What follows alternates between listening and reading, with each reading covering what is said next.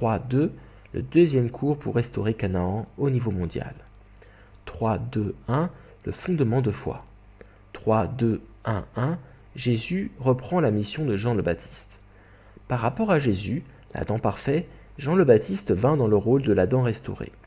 Il devait établir le fondement pour le Messie, accomplissant ainsi toutes les missions inachevées des figures centrales du passé, qui avaient œuvré pour restaurer les fondements de foi et de substance. Sur cette base, il devait offrir tous les fruits de l'histoire providentielle à Jésus et guider le peuple juif, qui avait foi en lui et le suivait, pour accueillir Jésus.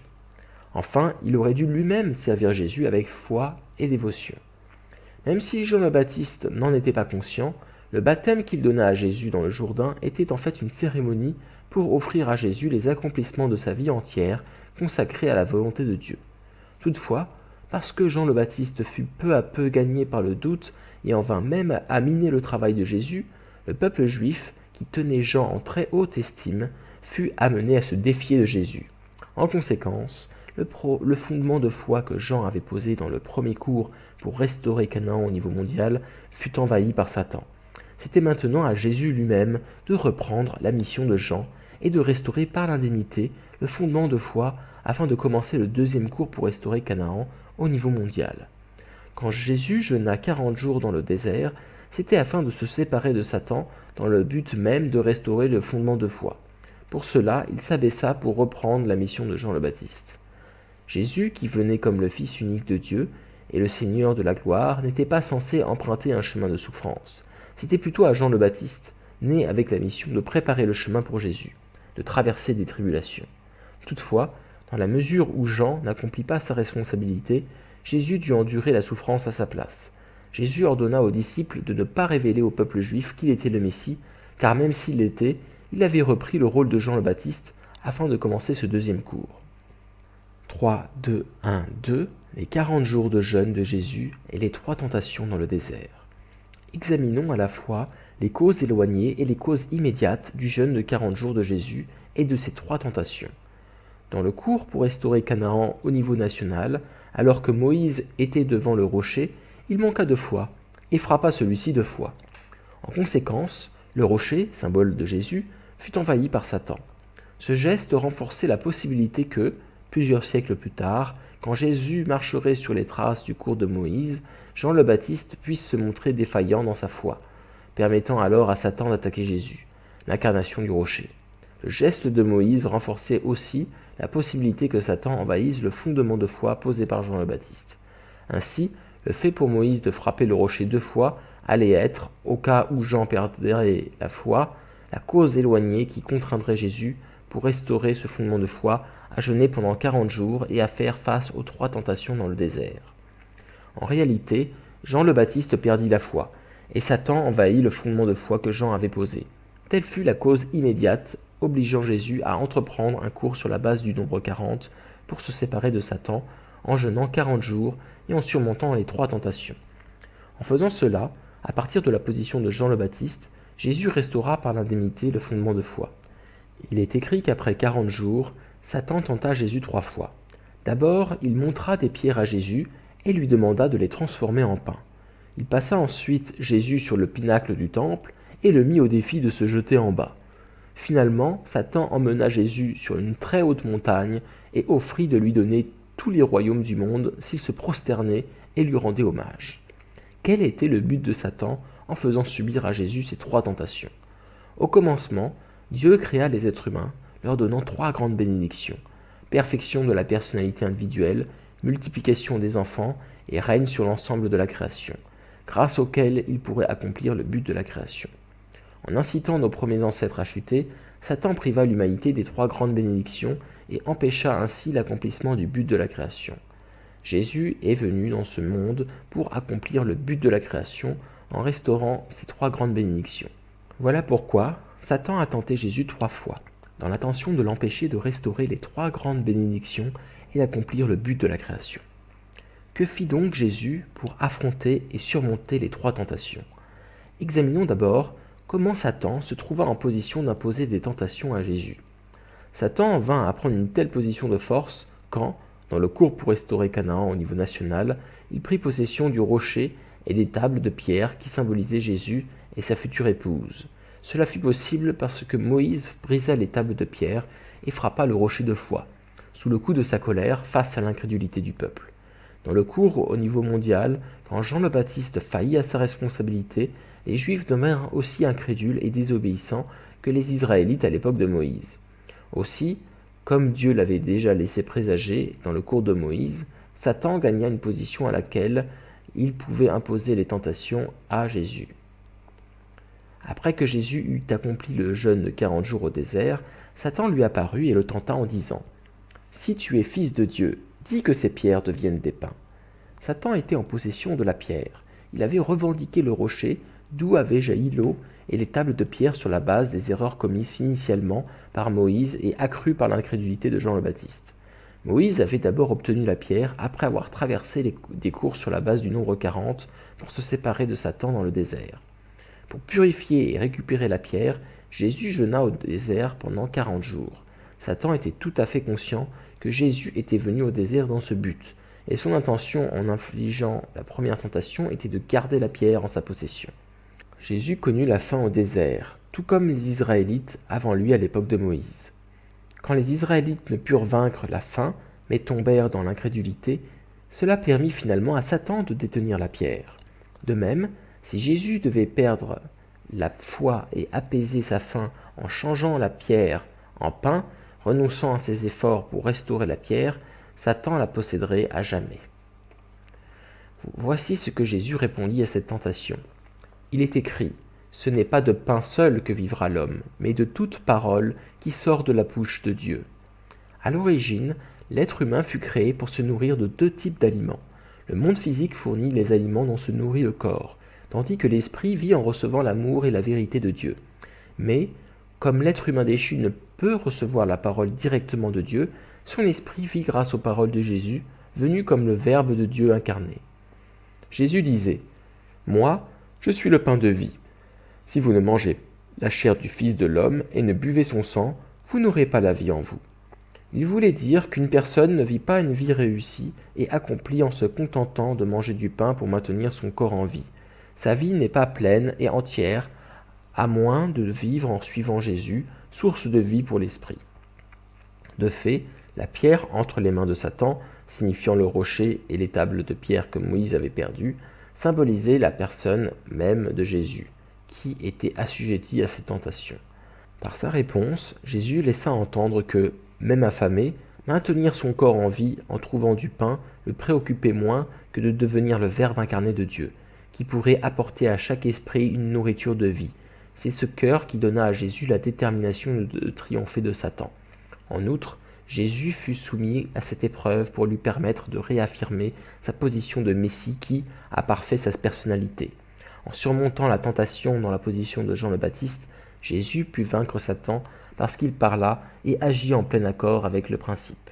La victoire lors de cette tentation permit à Jésus de remplir la condition pour restaurer la perfection de l'individualité. La base fut ainsi créée pour restaurer la première bénédiction. Puis, Satan plaça Jésus sur le pinacle du temple et le défia en ces termes. « Si tu es fils de Dieu, jette-toi en bas. » Jésus se désigna lui-même comme le temple, et il est écrit que les chrétiens sont des temples de Dieu et les membres du corps du Christ. À partir de là, nous pouvons comprendre que Jésus est le temple principal, tandis que les croyants sont des temples secondaires. Jésus vint comme le Seigneur du temple. Satan lui-même devait reconnaître sa position, aussi plaça-t-il Jésus sur le pinacle du temple. Quand Satan mit Jésus au défi de se jeter en bas, cela signifiait qu'il voulait usurper sa position de Seigneur du temple en le poussant à déchoir de cette position à un état inférieur d'homme déchu. Jésus lui répondit alors, « Tu ne tenteras pas le Seigneur ton Dieu. » Au commencement, les anges furent créés pour être gouvernés par des personnes ayant réalisé leur nature divine. Ainsi, même des anges déchus devraient légitimement se soumettre à Jésus, leur Seigneur. Il était donc illicite de la part d'un ange d'essayer d'usurper la position de Seigneur du temple détenue par Jésus. Par sa réponse, Jésus signifia à Satan qu'il n'avait pas attesté Dieu en tentant Jésus, l'incarnation de Dieu qui mène sa providence en strict accord avec le principe. En outre, ayant été vainqueur de la première tentation et ayant restauré sa personnalité individuelle en tant qu'incarnation du temple, Jésus s'était déjà rendu maître de la position de seigneur du temple. Par conséquent, Satan n'avait plus de base pour le tenter à nouveau, mais aurait dû se retirer à ce moment-là. En surmontant la deuxième tentation, Jésus, temple principal, époux et vrai parent de l'humanité, ouvrit la voie à toutes les personnes de foi pour qu'elles retrouvent leur position de temple secondaire, d'épouses et de vrais enfants. Jésus jeta donc les bases pour restaurer la deuxième bénédiction. Finalement, Satan prit Jésus avec lui sur une très haute montagne et lui montra tous les royaumes du monde avec leur gloire, en lui disant « Tout cela, je te le donnerai, si, te prosternant, tu me rends hommage. » La chute d'Adam fit perdre aux êtres humains leur qualification pour être seigneurs de la création. Ils tombèrent sous la coupe de Satan, qui usurpa à Adam sa position de maître de la création. Venant en qualité d'Adam parfait, Jésus était le Seigneur de la création, comme il est écrit, car il a tout mis sous ses pieds. Satan, qui le savait par sa connaissance du principe, conduisit Jésus au sommet de la montagne, reconnaissant ainsi sa position de Seigneur de la création. Satan le tenta alors, en espérant que Jésus, le deuxième Adam, se soumettrait aussitôt à lui, tout comme le premier Adam s'était soumis au commencement. Jésus répondit « Retire-toi, Satan, car il est écrit, c'est le Seigneur ton Dieu que tu adoreras, et à lui seul que tu rendras un culte. » Les anges furent créés comme des esprits chargés d'un ministère, pour honorer et servir Dieu, leur Créateur. Par sa réponse, Jésus indiqua que, selon le principe, même un ange déchu, comme Satan, devait adorer Dieu. Par là même, il devait honorer et servir Jésus, venu comme le corps du Créateur. De plus, en surmontant les deux tentations précédentes, Jésus avait déjà posé la base pour restaurer la première et la deuxième bénédiction de Dieu. Sur ce fondement, il allait restaurer naturellement la troisième bénédiction et régner sur la création. Jésus déclara « Retire-toi, Satan, parce qu'il ne restait plus aucune base à Satan pour disputer le monde naturel à Jésus, qui se tenait déjà sur le fondement solide de sa victoire. » En surmontant la troisième tentation, Jésus établit la condition pour restaurer le règne sur l'ensemble de la création, la troisième bénédiction. 3, 2, 1, 3, le résultat du jeûne de 40 jours et des trois tentations. Selon le principe de la création, le but de Dieu pour la création ne peut se réaliser que si les êtres humains traversent les trois stades d'origine, division, union, pour établir le fondement des quatre positions. Or, Satan a empêché la réalisation de cet idéal, alors que nos premiers ancêtres étaient encore en train d'établir le fondement des quatre positions. C'est pourquoi, tout au long de la providence de la restauration, avec ses prolongements en trois étapes, Dieu a essayé de restaurer par l'indemnité tout ce qui était perdu, en faisant traverser aux êtres humains des cours sur la base du nombre 40 pour se séparer de Satan. Jésus triompha des trois tentations et accomplit le jeûne de 40 jours, traversant ainsi un cours sur la base du nombre 40 pour se séparer de Satan. De ce fait, Jésus restaura par l'indemnité en une seule fois les conditions que Dieu avait cherché à établir avant l'histoire par tous les cours sur la base du nombre 40 pour se séparer de Satan, conditions qui sont énumérées ci-dessous. Premièrement, dans la position de Jean le Baptiste, Jésus restaura d'abord par l'indemnité le fondement de foi du deuxième cours pour restaurer Canaan au niveau mondial. Ce faisant, il restaura tout ce qui avait été offert à Dieu tout au long du cours de la Providence dans le but d'établir le fondement de foi. Ce qui comprenait les offrandes de Caïn et Abel, l'arche de Noé, le sacrifice d'Abraham, la demeure de Moïse et le temple du roi Salomon. De plus, Jésus restaura par l'indemnité en une seule fois tous les cours sur la base du nombre 40, pour se séparer de Satan, mené durant les 4000 ans depuis Adam et perdu malgré les efforts des figures centrales pour établir le fondement de foi. Cela incluait le jugement de 40 jours par le déluge à l'époque de Noé, les 3 périodes de 40 ans dans la vie de Moïse et ses 2 jeûnes de 40 jours, la mission de 40 jours de reconnaissance en Canaan, les 40 jours d'errance des Israélites au désert, les 400 ans de Noé à Abraham, les 400 ans d'esclavage en Égypte et toutes les autres périodes caractérisées par le nombre 40 qui avait été perdu depuis l'Exode. Deuxièmement, en s'élevant de la position de Jean le Baptiste à la position de Messie, Jésus ouvrit le chemin pour l'accomplissement des 3 grandes bénédictions et la restauration du fondement des 4 positions. Ayant réussi son offrande, Jésus devint l'incarnation parfaite des tables de pierre, de l'arche de l'alliance, de la demeure, du rocher et du temple. 3, 2, 2, le fondement de substance. Jésus vint pour être le vrai parent de l'humanité, mais il restaura par l'indemnité le cours sur la base du nombre 40 pour se séparer de Satan en prenant la position de Jean le Baptiste. C'est pourquoi, après avoir restauré le fondement de foi et s'être élevé à la position de Messie et de vrai parent, il prit la position de parent. En même temps, quand il assura la position d'Abel, lors de l'établissement de la condition d'indemnité pour éliminer la nature déchue, il prit une position d'enfant, toujours dans le rôle de Jean le Baptiste en ce qui concerne cette condition. Dans ce rôle, Jésus atteignit par son jeûne de 40 jours la même position au niveau mondial que celle assumée par Moïse, juste après qu'il ait établi le fondement de foi dans le deuxième cours pour restaurer Canaan au niveau national, en endurant l'exil de 40 ans dans le désert de Madian. Dieu établit la condition préalable au deuxième cours pour restaurer Canaan au niveau national en donnant les 3 signes et les 10 plaies. Il établit la condition préalable au troisième cours pour restaurer Canaan au niveau national en amenant le peuple à honorer les 3 manifestations de la grâce divine, les tables de pierre, l'arche de l'alliance et la demeure, et à obéir aux 10 commandements. Celui-ci, on s'en souvient, fut raccordé sur la base du fondement pour la demeure afin de restaurer les 3 signes et les 10 plaies perdues par l'incrédulité des Israélites. Jésus était l'incarnation des 3 manifestations de la grâce divine et des 10 commandements.